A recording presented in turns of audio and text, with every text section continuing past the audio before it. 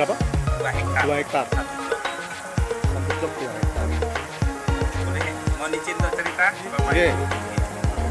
Ini Bapak, tempat kita berdiri ini kalau secara demografi kita ini berada di 3,2 km dari pusat kota Sukoharjo.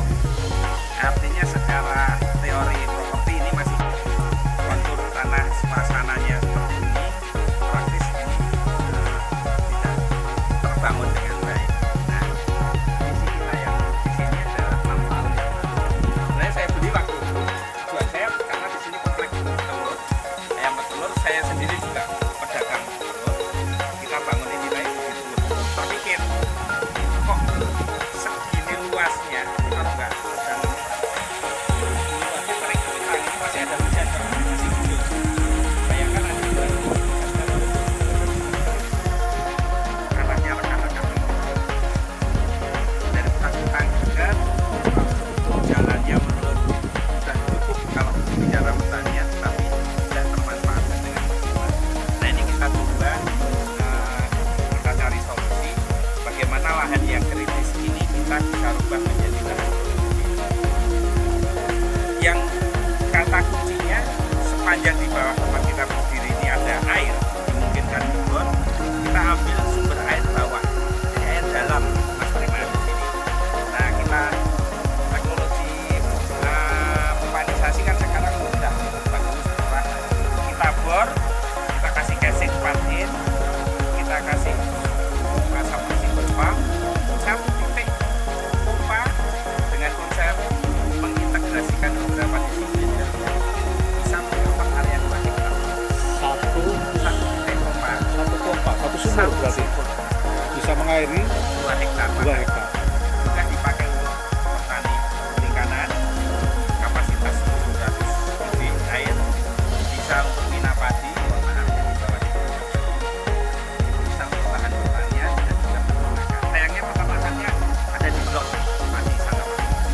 Kedalaman berapa Pak sumurnya? Kedalaman di sini Kak 60 sampai 100 meter. 60 sampai 100 60 meter. sampai 100. Belum perlu izin khusus ya? Oh nggak perlu. Kalau di wilayah pertanian, makanya kemarin kebetulan ada tamu dari Bandung Pak tadi. Tapi hasilnya dari Sidoarjo. Beliau ahli hidrologi cerita kalau konsumsi air bawah dinaikkan ke atas untuk dipakai untuk konsumsi pertanian, bukan untuk dibuang. Misalnya dipakai untuk pabrik, dipakai untuk using Kunci. dan sebagainya, terus dibuang ke sungai, dibuang keluar, perlu izin. Kalau yang hal-hal seperti ini nggak perlu, karena justru ini membantu air permukaan masyarakat. Memang betul dengan dinaikkan dari bawah naik ke atas, sumur-sumur masyarakat justru terisi. Nah, kembali dari satu titik sumur tadi, kita pakai ilmunya orang sipil Pak. Ternyata kenapa kalau teman-teman sipil itu pada bikin waduk, bikin tampungan air lah ya. Nah, kita juga bikin di sini adalah air dari pompa itu kita tampung dalam waduk lokal yang fisikalinya adalah kolam ikan itu. Ini ilmunya orang sipil Pak. Kalau nggak ada ini, satu titik sumur pompa itu paling hanya mampu mengcover 40 meter persegi. Pertanian di sekitaran Calumban, Ngawi, Sragen kan konsepnya itu. Jadi dari sumur langsung masuk ke lahan. Nah, covering areanya terbatas. Sudah saya uji di tanaman pertama saya. Sudah capek banget Pak. Harus istilahnya gelar selang plastik atau gelar pipa. Hasilnya juga tidak maksimal. Nah, ternyata dengan ilmunya orang sini juga saya kira merenung. Kenapa kok pemerintah bikin waduk yang dengan biaya berapa ini? Ternyata kan untuk menampung air, karena ternyata pertanian ini karakternya kalau yang kita coba amati, dia bukan tanaman air, tapi butuh air di masa-masa kritis, khususnya di pengolahan lahan ini butuh air banyak. Nah, pada saat inilah maka air yang ada di sini itu kita tampungan itu kita buang. Nah persis ilmunya waduk kan begitu, musim. Jadi dari sumur ke sini, ke kolam-kolam ikan itu? Iya, sumur ke kolam ikan dulu. Kalau waduk kan dari sumber air ya, intinya nggak beda jauh.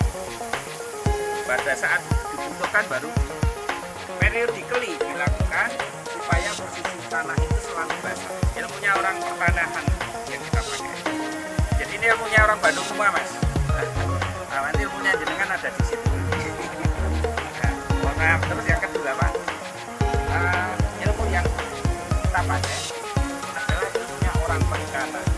Kalau kita perhatikan, mohon maaf ya, dari sumur masuk ke sini, isinya kan tetap kolam, air dalam sebuah wadah besar, mau kecil mau besar itu pilihan.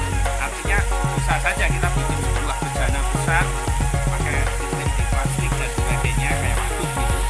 Dan cuman kan itu nanti ada sisi operasionalnya yang harus menjadi pertimbangan. Kalau seperti ini operasionalnya ada rusak satu, tidak harus membuang air semuanya, dan ini makanya itulah pertimbangan kita waktu itu dan juga pertimbangan dari sisi perikanan. Dan ilmunya orang perikanan rupanya memelihara ikan dengan menambahkan beban hidrogen. Ini menyelesaikan masalah perikanan, menyelesaikan masalah limbah dari kolam. Kemudian flow-nya berikutnya dari sini itu masuknya ke Minapadi. Overflow-nya ini kalau boleh Bapak lihat, Overflow-nya di mana? mengalir. Overflow-nya di mana? Contohnya overflow-nya di situ. Nanti kita lihat yang di sana. Itu kan Ini ya, selalu ini ya? air masuk, selalu secara auto air keluar. Ada satu yang lupa saya sampaikan. Di sini syaratnya waduknya harus above ground, harus di atas tanah. Ya, kenapa? Supaya energi gravitasi membantu kita mengautomasi secara alami aliran air dan manajemen air. Air masuk tidak ke lahan tapi masuk ke sini, asal di atas ketinggian. Di sini orang perikanan nggak kepikir, Pak. Nah, kita coba pikirkan, daripada setiap orang perikanan kan selalu bersihkan kolam gitu ya. Dengan konsep ini maka air ini selalu bersih. Selalu bersih ya. Karena yang terbuang, kalau orang perikanan kan bikin kolam selalu Rucut. bawahnya itu selalu kon, sehingga terkumpul di tengah. Ada pembuang overflow-nya di luar kolam, sehingga air masuk ke sini melebihi dari pipa itu akan terbuang dan sekaligus membawa kotoran, sisa pakan dan mikroba yang kita tebar di sini. Oke, dia overflow-nya dari bawah ya. Ambil Ya, situ. dasar buang, kolam. buang endapan ya sekalian. Buang endapan, buang sisa pakan dan sekaligus mikroba yang hidup di Berarti sini. dia di bawah. bawah ada. Enggak, bentuknya Ini kon. kon. Ya, Berapa kumpul derajat? di tengah. Berapa Ya, derajat? sekitar 5 derajat. 5 derajat. Terus dari tengahnya keluar. Keluarlah overflow-nya itu. Ya, ini kan ilmu berjana berhubungan, Mas. Nah, ilmu sederhana. Nah, kemudian dari sini baru masuk ke area Minapadi. Nah, Ya. nanti kita detailnya ada di sana. Jadi sawah itu overflow dari sini ya. Overflow dari Minapadi. Sekaligus Bukan dari pupuk. sini. Ini ke Minapadi dulu. Oh, Minapadi dulu. Minapadi dulu. Ini hanya untuk sampel supaya lebih mudah orang melihat. Jadi bukan ini ya, bukan ini. Bukan ini. Nanti kita lihat yang di sana ya, Mas ya. Kalian kita hubungkan. Kembali ke prosesnya dari titik sumur, satu titik sumur Sumurnya kombinasi. yang mana? Sumurnya ada di Sini, sini. yang ini. Nah, di kompleks itu. Masuk ke kolam penampung. Dari kolam penampung kita pelihara ikan, tambahkan mikroba. Overflow-nya secara auto masuk ke Minapadi. Dari Minapadi kan tadi sudah terbawa itu kotoran ikan, sisa pakan. Kemudian mikroba ditambahkan kandang dari peternakan kita. Tapi syaratnya sudah harus fermentasi. Fermentasi mau ayam mau sapi sama, masuknya ke situ tidak ke lahan. Sudah bentuk lokasi. Loh, Tidak harus bukasi, yang penting sudah proses fermentasi lebih dari 3 minggu. Masuk ke situ sekaligus untuk pembersihan kandang. Jadi bersihkan kandang itu sekaligus buangnya ke titik-titik situ. Nah, kemudian dari situ maka terjadi ilmunya panjenengan. Nah, proses bioreaktor. bioreaktornya di mana? Di sini Di juga. sini kan syaratnya bioreaktor harus diatepi. Nah, itu nanti atapnya adalah tanaman yang di atasnya itu. Berarti sekarang itu lagi proses Bioreaksinya. Bioreaksi. Nah, ini sebenarnya ada, Mas. Kemarin kan ini perbaikan. Tanaman-tanamannya saya geser, tapi ini nanti typically saya modeling seperti itu. Kemarin tanamannya aquaponik di atas itu. Nah, kembali dari sini overflow masuk ke lahan pertanian atau kebun sama saja, sudah membawa nutrisi terairi airnya ternutrisikan oleh proses bioreaksi tadi. Nah, di Pak Darmono spesialisasinya adalah bioreaktor. Dan kalau lihat kandang, Ya. terus ini, nah bedanya di tempat kita dengan Pak Darmono. Pak Darmono itu membuat bioreaktornya tersentral. Ya. Kalau saya langsung terdistribusi di sawah. Di sawah. Nah, akhirnya ketemu, saya baru tahu 2 tahun yang lalu tempatnya Pak Darmono, oh kayak gitu ya, beda konsep. Nah di sini ini skala untuk supaya bekerja sekali menyelesaikan masalah rumah. Jadi bahasa saya, kita membersihkan kandang, tidak perlu menampung, langsung dibuang ke ladang, ngasih pakan ikan, ngasih pupuk, selesai masalah. Kandangnya di mana? Kandang saya kebetulan dulu harusnya di sini, tapi dengan pertimbangan security, saya di blok yang sebelah. Berarti kesininya lewat Darat. gravitasi. Oh, tetap Darat. Darat. Sebenarnya Ya? kalau kemarin saya taruh di sini, petani di sini mau saya aja, kan dapat bantuan. Ada 20 ekor sapi. Nah, saya mintanya dia ya Mas, dia. Itu mintanya taruhnya di on-site, di sawah-sawah petani untuk memacu pertumbuhan pergerakan ini. Tapi ternyata persyaratan pemerintah nggak membolehkan, harus komunal. Ya sudah, kita ikuti aturan itu. Tapi akhirnya memang petani tidak terpacu. Saya udah bilang, Pak, kalau melihara sapi bantuan dilakukan di kandang kampung, saya jamin sawah tidak akan kena imbas. Karena kita dikasih pupuk kandang dari kampung yang jaraknya 500 meter tidak kita ambil.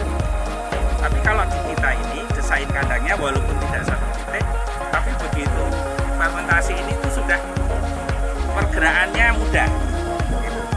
Nggak harus naik ini segala macam ya, jadi sudah mudah. Kita kembali. Mas, sebelum saya lupa, itu mikrobanya dikasih mikroba apa? Mikrobanya ya kayak E4 gitu lah. E4, dikasih E4. Ya, seperti itu. Yang Jadi banyak E4-nya beredar di sini ya, bukan tetap di situ ya? Bukan, di sini aja. Nanti dari sini dia akan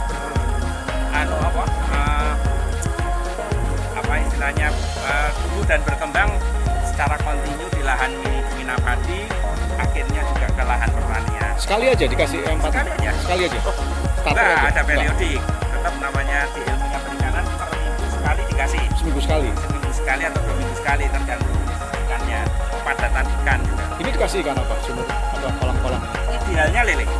Idealnya lele. Lele, saya dulu lele. Cuman secara komersial lele sekarang agak bermasalah. Nah, ini sekarang saya fokus dengan nila merah. Nila merah. Kalau di Jawa Tengah nila merah kan nilai komersialnya cukup lumayan. Ini seumuran? Ya, iya seumuran, tapi tetap ada yang lebih gede, ada ini ada. Maksudnya nggak kanibal ya? Oh enggak kanibal. Kalau lele kanibal. Lele harus ada grading. Kembali ya, Mas Prima ya. Jadi konsepnya yang coba kita bangun adalah bagaimana kita menyalakan pompa secara auto sudah menggerakkan sektor perikanan, sektor minapadi, sektor pertanian, kemudian peternakan juga sebenarnya kreativitas sama yang tanaman-tanaman tambahan. Dia adalah sebenarnya lebih kepada konsep aquaponik, hidroponik, kira-kira begitu. Semua dibantu oleh gravitas. Termasuk ladang itu? Yang ada baju hijau itu? Kemana? Termasuk ladang yang di sana? Oh beda, itu segmennya beda. Ini yang kita bangun yang di Yang ini yang banyak? dulu itu kandang ayam, kena puting beliung. Jadi ada di area-area batas itu pemanfaatannya sedikit. Jadi kembali Pak Ari, Mas Prima, Ibu, kita di sini itu mencoba menampilkan sebuah apa ya istilahnya formulasi gitu aja atau sebuah metode dengan 4 fokus yang kita coba lakukan. Fokus pertama adalah bagaimana lahan kritis ini kita ubah menjadi lahan produktif. Kalau lahan kritis bisa, lahan yang sudah irigasi teknis sangat. Ini yang susah ini aja bisa, istilahnya gitu. Konsepnya adalah bagaimana membangunnya dengan konsep yang murah, mudah, efisien, dan satu lagi nyaman. Karena ternyata faktor nyaman ini juga, istilah saya kalau bisa petani milenial itu meminimalkan kakinya masuk ke sawah. Itu bisa kita lakukan. Terbukti ya, memang nggak pernah atau jarang Kalau- masuk sini ya. Jarang, ya pasti masuk, tapi minimal. Karena kan misalnya pemupukan sudah dengan konsep, apalagi kalau mau menerapkan teknologi drone gitu-gitu sudah totali ini penanganan rumput dan sebagainya. Tapi ya itu kita tidak bicarakan di level petani standar ya. Iya.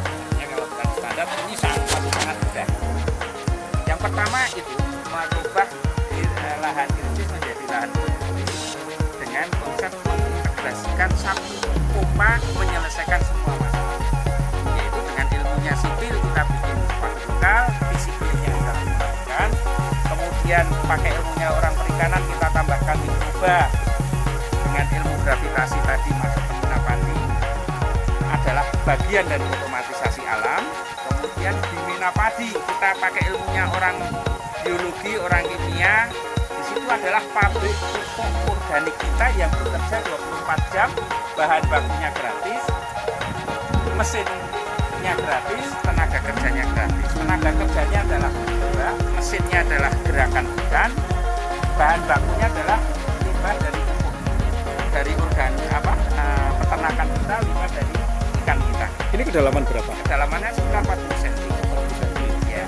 Kemudian di situ, kemudian secara auto mengairi lahan pertanian kita, entah itu kebun atau sawah, dalam hal itu konteks kita ini adalah sawah.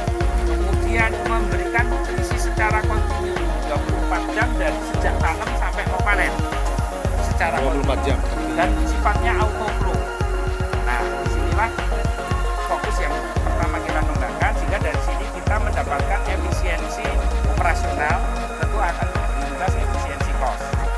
Fokus kami yang kedua, kalau kalau kita melihara sesuatu peternakan, perikanan di wilayah perkampungan itu kan selalu menjadi limbah. Maka mungkin bicara melihara ikan lebih dari 3 kolam di kampung, melihara sapi atau ayam di kampung itu sulit sekali. Nah, ini kita jawab karena semua limbah yang ada di sini itu menjadi berkah. Limbahnya perikanan, berkahnya Minapadi. Limbahnya Minapadi, berkahnya sawah pertanian. Limbahnya pertanian, berkahnya peternakan. Limbahnya peternakan, berkahnya sawah dan perikanan. Artinya ini terjadi full circle. Limbahnya kolam adalah kotoran ikan, sudah ada mikrobanya, sisa pakan. Itu adalah pakan untuk ikan yang ada di Minapadi. Di situ Bahan ikan bakunya apa aja? pupuk organik cair, sama nila merah. Nila merah. Bahan bakunya pupuk organik cair. Kemudian limbah dari Minapadi adalah pupuk sekaligus pengairannya pertanian kita di sini. Limbahnya pertanian jerami adalah pakan untuk sapinya dan kita. Itu berlaku formulasi 2 hektar lahan mampu memberikan 1 titik pompa, mampu memberikan feeding ikan untuk 700 kubik kolam. Dari 700 kubik kolam mampu memberikan feeding pengairan untuk 2 hektar lahan. Dari 2 hektar lahan mampu memberikan feeding pakan untuk 4-5 ekor sapi hiburan. Dari pemanfaatan limbah ini, maka kita dapatkan saving cost. Yang pertama penghematan pupuk, karena ini sudah tidak butuh yang cukup banyak. Ini hanya paling butuh misalnya 30%. Tapi tetap diberi. Masih diberi Oh. starter Korea N terutama. Ini sehingga dari sini per hektar, atau kita bicara per blok 2 hektar ya, blok 2 hektar itu mampu satu masa tanam itu bisa berhemat di kisaran 1,5 juta per hektar atau 3 juta per 2 hektar. Artinya kalau 4 kali tanam mampu memberikan saving cost 12 juta per tahun per blok. Kemudian dari feeding pakannya kita berlakukan di indukan sapi ini seperti mesin uang. Kita kasih limbah, pakan limbah dari jerami padi. Nanti per tahun dari 5 indukan sapi itu harapannya kita dapat 3 ekor det. 3 ekor per det itu kalau kita nilai kurang lebih antara 25 sampai 30 juta. Artinya apa? Sapi kita perlakukan sebagai mesin uang untuk mengolah limbahnya pertanian. Dari situ saving cost kita anggaplah 25 tambah 12, kurang lebih antara 30-40 juta per tahun. Saving cost ya, Saving cost. Jadi itu kalau istilah saya orang proyek uang laki-laki lah. Itu sudah tahu. Kira-kira begitu. Nah, fokus kami yang kedua adalah bagaimana mengelola limbah ini menjadi berkah sehingga kita dapatkan di sini adalah saving cost. Kalau yang pertama tadi efficiency cost, ini saving cost. Tidak ada hubungannya dengan produksi. Kemudian fokus kami yang ketiga adalah lahan ini dibangun dengan konsep hampir semuanya mandiri. Airnya mandiri, tidak bergantung dengan pihak lain, tidak berebut dengan pihak lain. Pupuknya juga mandiri karena dari peternakan kita. Feeding pakan peternakan kita juga mandiri. Maka kita menentukan jumlah pakan yang harus kita berikan kepada sebagai foodnya untuk ternak kita. Dan peternakan kita juga mampu memberikan feeding pupuk untuk lahan pertanian kita. Maka akhirnya kami mengambil sebuah